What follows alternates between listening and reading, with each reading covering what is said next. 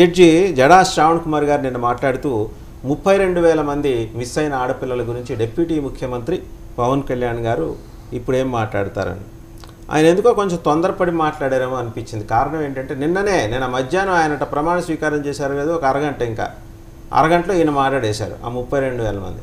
నేనైతే పర్సనల్గా ఏంటంటే పవన్ కళ్యాణ్ గారు ఖచ్చితంగా ఆ అంశం మీద ఆయన దృష్టి పెడతారు, అందులో ఎటువంటి సందేహం లేదు. బట్ శ్రవణ్ కుమార్ వ్యాఖ్యలను మీరు ఎలా చూస్తున్నారు? సార్, ముందుగా నాకు ఈ అవకాశం ఇచ్చిన 99 యాజమాన్యానికి, మీకు అలాగే ప్యానల్లో ఉన్న సభ్యులందరికీ కూడా శుభాకాంక్షలు తెలియజేసుకుంటూ, సార్ మీరు ఏదైతే చెప్పారో నిన్నదా ఆయన ప్రమాణ స్వీకారం చేసిన అరగంటకంతా కూడా జడా శ్రావణ్ గారు లాంటి వాళ్ళు, జడా శ్రావణ్ గారు లాంటి వాళ్ళు ఏంటంటే ఈ ప్రాసెస్ లో వాళ్ళు లైన్ లైట్ లేకుండా పక్కకెళ్ళిపోయారు. పాపం చాలా డిఫెండ్ చేశారు గవర్నమెంట్ తరఫు. లాస్ట్ టైం ఎలాగైతే ఏదో ఒక పార్టీకి సపోర్ట్ చేస్తూ, లేదంటే ఒక పార్టీ పెట్టి ఏదో రకంగా మాట్లాడుతూ పబ్లిక్ లోను టీవీ డిబేట్స్ లోనూ ఉంటూ ఆయన మీద ఫోకస్ తీసుకోవడానికి ట్రై చేశారు. ఇలా రాష్ట్రంలో చాలా మంది ట్రై చేశారు. మహాసేన రాజేష్ అని చెప్పి ఇలాంటి వాళ్ళు, జడా శ్రావణ్ లాంటి వాళ్ళు కూడా ఒకరు. చివరికి ఏ పార్టీలోనూ పెద్దగా ప్లాట్ఫామ్ దొరకకపోవడం, ఎవరు కూడా సరిగా పట్టించుకోకపోవడంతో ఇంకా ఏదో విధంగా లైన్ లైట్ లో ఉండాలంటే ఖచ్చితంగా మనం బీజేపీ గురించి మాట్లాడినా లేకపోతే టీడీపీ గురించి మాట్లాడినా ప్రయోజనం లేదు. స్టేట్ లో ఎవరు లైన్ లైట్ లో ఉండాలన్నా కానీ ఒక వ్యక్తి గురించి మాట్లాడితే లైన్ లైట్ లోకి వస్తారు. సో నథింగ్ బట్ ఈ రోజు పవన్ కళ్యాణ్ గారి గురించి మాట్లాడితేనే లైన్ లైట్ లోకి వస్తున్న కాన్సెప్ట్ లో జడా శ్రావణ్ లాంటి వాళ్ళ పేర్లు కూడా మనం ప్రస్తావిస్తూ అప్పుడప్పుడు వాళ్ళ గురించి మాట్లాడుకోవాలంటే వాళ్ళు పవన్ కళ్యాణ్ గురించి మాట్లాడితేనే వస్తారు. కాబట్టి ఆ పాయింట్ ఆఫ్ వ్యూలో జడా శ్రావణ్ గారిని నేను చూస్తాను. ఎందుకంటే చాలా రెస్పెక్ట్ ఉండేది, చాలా గౌరవం ఉండేది, మంచి పొజిషన్స్ లో ఆయన ఉన్నారు. ఇంకా టైం తీసుకోలేదు, ఇంకా రాలేదు. ఖచ్చితంగా ఏదైతే జనసేన పార్టీ లెటరేజ్ మీద ఏదైతే వదిలిందో, ఏదైతే గత ప్రభుత్వం మీద ఏదైతే చెప్పారో అవన్నీ కూడా ఖచ్చితంగా డెఫినెట్లీ పేపర్ మీదకి రావడమే కాదు, అది ఖచ్చితంగా రేపు ఆయన టేబుల్ మీద కూడా వస్తుంది. దాన్ని ఏ విధంగా సాల్వ్ చేయాలని. ఇంకోటి ఏంటంటే ఇందాక మేడం గారు అంటున్నారు, అసలు ఇంకొకటి ఏంటంటే సార్, వైఎస్ఆర్సీపీ వాళ్ళు దయచేసి ఇంకబెట్టి ఏం చేస్తారంటే, మీరు ఇప్పుడు ఏదైతే మేడం మాట్లాడారో దాని రికార్డింగ్ తీసుకోండి. అంటే ఒక మాక్సిమం ఒక 8 minutes 5 minutes రికార్డింగ్ ఉంటుంది. నెక్స్ట్ టైం వీళ్ళు పిలవకండి, వీళ్ళ 8 minutes రికార్డింగే పెట్టండి. ఎందుకంటే డెఫినెట్ గా 5 years ఇదే రికార్డింగ్ వినాల్సి ఇంకేం ఉండదు పెద్దగా. కాబట్టి అనవసరంగా వచ్చి కూర్చొని మళ్ళా స్పేస్ తీసుకునే బదులు కూడా అప్పుడే జస్ట్ స్టార్ట్ అయిపోయింది, ఇంకేం ఉండదు. వాళ్ళు పని చేస్తారు, వీళ్ళు అధికారులు ఎలా చేశారు కాబట్టి ఆ రికార్డింగ్ తీసుకునేస్తే అదే రికార్డింగ్ చేస్తాం. జగన్మోహన్ రెడ్డి గారు కూడా రికార్డింగ్ కాన్సెప్ట్ మీకు చాలా బాగా అలవాటైనారు. ఎందుకంటే భారతదేశంలోనే ఏ ముఖ్యమంత్రి కూడా రికార్డ్ చేసే ప్రెస్ మీట్స్ ఎక్కడ ఉండవు. మనం ఫస్ట్ ఏం చూసాం, ఆంధ్రప్రదేశ్ లో రికార్డింగ్ ప్రెస్ మీట్స్ ఉంటాయి. అంటే ఆయన ఎక్కడో చోట్ల కూర్చొని ఓకే టేక్ యాక్షన్, సినిమా వాళ్ళు మాత్రమే టేక్ యాక్షన్ అంటే నటిస్తారు సార్. కానీ మన రాష్ట్రంలో గత 5 సంవత్సరాలు టేక్ యాక్షన్ తో నటించిన వాళ్ళు ఎవరన్నా ఉన్నారంటే మన యాక్సిడెంటల్ సీఎం అయినటువంటి జగన్మోహన్ రెడ్డి గారు టేక్ యాక్షన్ మీద నడిచారు. మీ గాడ్ ఏదన్నా చూడండి, ఆ వీడియోస్ లో అక్కడక్కడ కట్ అవుతుంది, తర్వాత ఇంకో విధంగా అవుతుంది. కాబట్టి ఒక ప్రెస్ మీట్ కూడా పెట్టి ప్రజల్ని అడ్రస్ చేయలేని ఒక మాజీ ముఖ్యమంత్రి, ఇది వీళ్ళ పరిస్థితి. ఈ రోజు అసెంబ్లీకి రావాలా? ఇంతకుముందు మేడం గారు అన్నట్టు 40% ఓట్లు వేశారు. 40% ఓట్లు వేసినప్పుడు 40% ప్రజలు ఎవరైతే మిమ్మల్ని నమ్మి ఓట్లు వేశారో వాళ్ళ కోసం మీరు అసెంబ్లీలో నిలబడాలా. మీరు 11 మంది ఉంటారా, 5 మంది ఆ తర్వాత వేరే పార్టీలోకి వెళ్ళిపోతారా, లేదు పెద్దిరెడ్డి రామచంద్రెడ్డి జగన్మోహన్ రెడ్డి కూర్చుంటారా, లేకపోతే ఏదో ఒక అవకాశం తీసుకొని బయట వెళ్ళిపోతారా అనేది ప్రజలు కూడా గమనిస్తారు. ఊరికే మన డిబేట్ లో కాస్త హత్య చేసి బయట వెళ్ళిపోయేదానికి అవకాశం లేదు. కానీ ఇక్కడ వెళ్ళకపోతే ప్రాబ్లం లేదు. రేపు జగన్మోహన్ రెడ్డి గారు ఖచ్చితంగా 40% జనాలు ఎవరైతే ఓట్లు వేశారో వాళ్ళకి అసెంబ్లీలో కూర్చొని సమాధానం ఖచ్చితంగా ఇవ్వాలా. వాళ్ళు 40% వెయిట్ చేస్తాను. జగన్మోహన్ రెడ్డి గారు ఎప్పుడు వస్తారు సార్? సీరియస్ చెప్తున్నా. చాలా మంది ఏమంటున్నారంటే వైఎస్ఆర్సీపీ కార్యకర్తలు, పవన్ కళ్యాణ్ అసెంబ్లీ లేకపోతే చంద్రబాబు అసెంబ్లీ కాదు, మా పులివెందుల పులి అసెంబ్లీలోకి వస్తుంది చూడండి, 11 మంది ఎలా ఉంటారో చూడండి. ఇది బెస్ట్ టీం, ఆంధ్ర ఆడుదాం ఆంధ్రలో 11 మందిని సెలెక్ట్ చేసి పంపించాం. ఆ 11 మంది రక్ష చేస్తారని చెప్పారు. సో అది ఎప్పుడు జరుగుతుందో కూడా మేము చూస్తాను. ఎందుకంటే మీరు అన్నట్టు సీటు నేను అనుకోవడం వెనకాల అంతా ఇవ్వరు సార్. నాకు తెలిసి నాకున్న నాలెడ్జ్ ప్రకారం మరీ వెనకాల 30,000 మర్చిపోయారు. 30,000 పెరుగుతున్నారు. మీ డేటా గురించి పెద్దగా మాట్లాడి ఒక్క నిమిషం మీ డేటా గురించి నేను పెద్దగా రియాక్ట్ కాదు. ఎందుకంటే మీరు జిల్లాకి చెప్పారు కదా, వినాలా? మీరు కూడా everyone should know how to talk in debate. మీకు పెద్ద రెస్పాన్స్ కాదు. రీజన్ ఏంటంటే మీరు డిఎస్పీలో జిల్లాకి 40 మంది అంట. జస్ట్ లైక్ దట్ నంబర్ చెప్తారు మీరు. 40 × 25 జిల్లాలంటే 1000 పోస్టులు అనౌన్స్ చేసింది. మీరు ఈ డిబేట్ లో కూర్చొని పబ్లిక్ అంతా కూర్చోంటే రికార్డ్ చేసుకోండి. ఇప్పుడు వెనక్కి రండి. మీరు మాట్లాడే ప్రతి మాట రికార్డెడ్ అవుతుంది.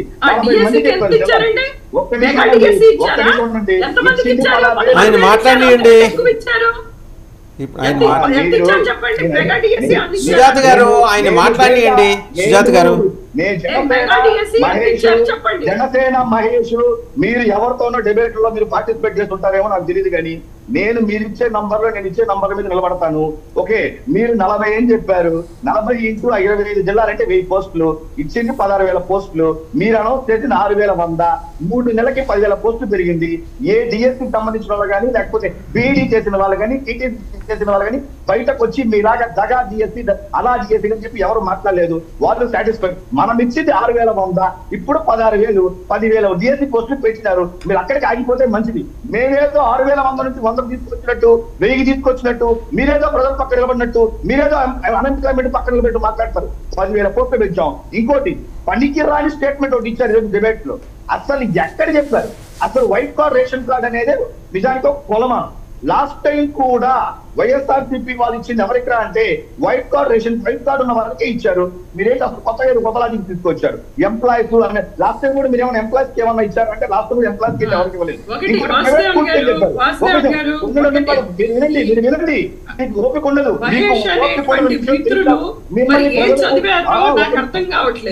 ఆయన వైట్ రేషన్ కార్డు కాకుండా రాష్ట్రంలో ఆయన మాట్లాడియండి. సుజాత గారు ప్లీజ్ ఆయన మాట్లాడియండి. ముందర ఆయన మాట్లాడియండి. ఇంకా తెలుగుదేశం అధికార ప్రతినిధి కూడా మాట్లాడాలి. Let him complete.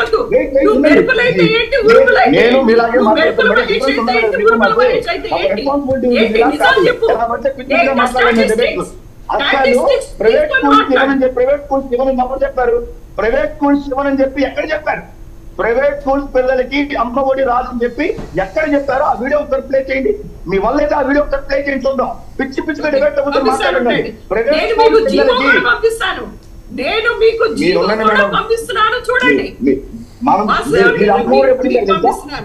అసలు మీరు అమ్మఒడి ఎప్పుడు ఇచ్చారో తెలుసా? మీరు అమ్మఒడి ఎప్పుడు ఇచ్చారు? ఎక్కడ చెప్పారు ప్రైవేట్ స్కూల్స్ పిల్లలకి ఇవ్వమని చెప్పి?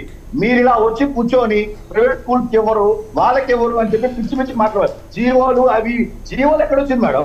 ఇంకా 5 రోజులు కాలేదు, దాని మీద సమీక్షలు జరగలేదు. ఇంకా ఎంతమంది ఎలిజిబిలిటీ వస్తారో ఎలిజిబిలిటీ రారో ఆ క్లారిఫికేషన్ తీసుకోలేదు. ఇంకా ఎవరితో పని చేసుకోలేదు.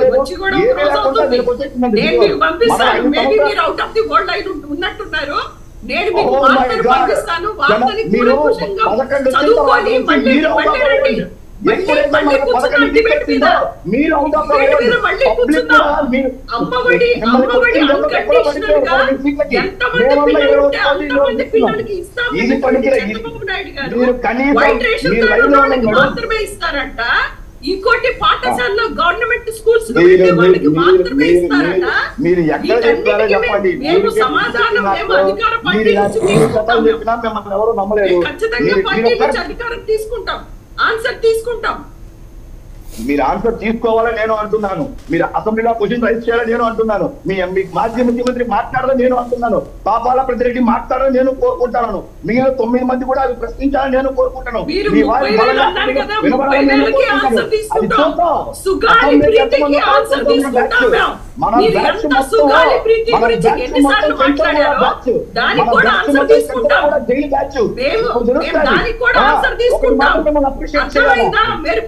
ఒక్క విషయాన్ని ప్రీతి కేసు గురించి మేము త్వరలోనే ఆన్సర్ అడుగుతాం పవన్ కళ్యాణ్ గారిని. తీసుకుంటాం. దానికోసం మేము వెయిట్ చేస్తున్నాం. ఈ రోజు మాట్లాడుతాండ్రు. Madam please due respect. మీరు ఎంత కామ్ గా ఉంటే మంచిది మేడం. ఎంతసేపు మీరు చెప్పేది 5 సంవత్సరాలు విన్నాంటే మేడం మీరు చెప్పేది సోదంతా కనీసం ఒక నెల అన్నా కదండి నేను చెప్పేది. మీరు చెప్పే 5 సంవత్సరాలు విన్నాం కదా. మేము బట్టలు నొక్కినాం అవ్వాతాతలు పిల్లలు. మీరు ప్రభుత్వం పరిపాలించండి అంటే ఇంట్లో వాళ్ళందరూ పెట్టుకుంటారు మేనమామ, అవ్వాతాతలు, అక్కా చెల్లెలు అని చెప్పి వాళ్ళ కొంపల్లో వాళ్ళకి మందల చేసి వాళ్ళ జీవితాలు నాశనం చేసి ఇళ్లలో పనులు చేసి ఆడపిల్లలకి దాడులు చేసి వీళ్ళందరినీ తెచ్చుకోలేదా? మనకి ఇచ్చింది మీరు తెచ్చుకోలేదా చెప్పండి. మనకి ఇచ్చింది అన్నయ్య భార్య మీరు తెచ్చుకోలేదా? ఒక నిమిషం ఉండండి మేడం, మీరు మాట్లాడే స్టోరీ. ఇప్పుడు మీరు ఒకటి వినండి, మీరు కాసేపు వినండి. ఇప్పుడు ఒక విషయంలో నేను డిబేట్ లో ఒక విషయంలో వైఎస్ఆర్సీపీని అప్రిషియేట్ చేస్తాను. దానికి కారణం ఎలా అంటే మొన్నటి వరకు 5 సంవత్సరాలు కనీసం బీజేపీ వాళ్ళ గురించి కనీసం మాట్లాడలేదు. కేసుల గురించి ఇదంతా ముందు ట్రాప్ గ్రాప్ అని చెప్పి ఏదేదో మాటలు మాట్లాడారు. 5 years కనీసం మీరు పార్లమెంట్ లో మేమన్నా డైరెక్ట్ అలయన్స్ లో ఉన్నాం, మీరు కనీసం ఒక బిల్లు కూడా బీజేపీని వ్యతిరేకించలేని పరిస్థితి, ఒక్క మాట కూడా బీజేపీ అని మాట్లాడలేని పరిస్థితి. ఈ విషయంలో మాత్రం 5 years మీరు భలే సస్టైన్ చేశారు, చాలా మెయింటైన్ చేశారు. ఈ రోజు ఒప్పుకుంటున్నాను, ఎందుకంటే నాకు తెలిసి ఈ రోజు నాకు తెలిసి చెప్పు చాలు, ఇంకేమొద్దు. ముచ్చటగా 30,000 లెక్కేంటో తెలుసుకుందాం. మీకు డిబేట్ లో పంపిస్తాను, మీకు 30,000 లెక్క తెలుస్తారు. తేలితే ఎంతమంది వస్తారో తెలుస్తారు, ఎంతమంది వైఎస్ఆర్సీపీ నాయకులు బయట వస్తారో తెలుస్తుంది. అంత ఈజీగా వదిలే క్వశ్చన్ లేదు. 50 గ్రాముల ప్యాకెట్ మీదనే సివిల్ సప్లైస్ లో నేను స్టార్ట్ అయింది గేమ్. 30,000 సబ్జెక్ట్ వచ్చేసారు అనుకోండి, మీ ఊర్లో, మీ వీధిలో, మీ వార్డులో ఎవడెవడైతే ఉన్నాడో, ఎవడెవడైతే ఆడుతున్నాడో, ఎవడెవడైతే అమ్మాయి యొక్క డేటాని ఎవడెవడైతే ఫార్వర్డ్ చేశాడో, ఏం జరిగిందో మొత్తం బయటకు వస్తుంది. అప్పుడు మాట్లాడతా బంధం ఉన్నదే ట్రాప్. అతను మంది బేస్ లేని పార్టీ, తండ్రి చచ్చిపోతే తీసుకున్న పార్టీ, ఒకసారి అవకాశం ఇవ్వాలనుకుని తీసుకున్న పార్టీ. మనకేమైనా ఐడియా లేదు ఉందా మన పార్టీకి? ఏమన్నా కాంగ్రెస్ సత్తే పుట్టిన పార్టీ వైఎస్ఆర్సీపీ పార్టీ. మీరేమైనా ప్రజల కోసం పెట్టిన పార్టీ అనుకుంటున్నారా? విజయమ్మ అన్నారు, ఈ రోజు కనీసం విజయమ్మ కూడా మీతో లేదు. చెల్లెలు తిప్పినారు, చెల్లెలే లేదు. సొంత కుటుంబ సభ్యుల్ని వాడుకొని వదిలేసేసి చివరికి ఎలక్షన్ లో రైట్. మహేష్ గారు, తెలుగుదేశం అధికార ప్రతినిధి కూడా మాట్లాడాలి. డాక్టర్ ఏఎస్ రావు గారు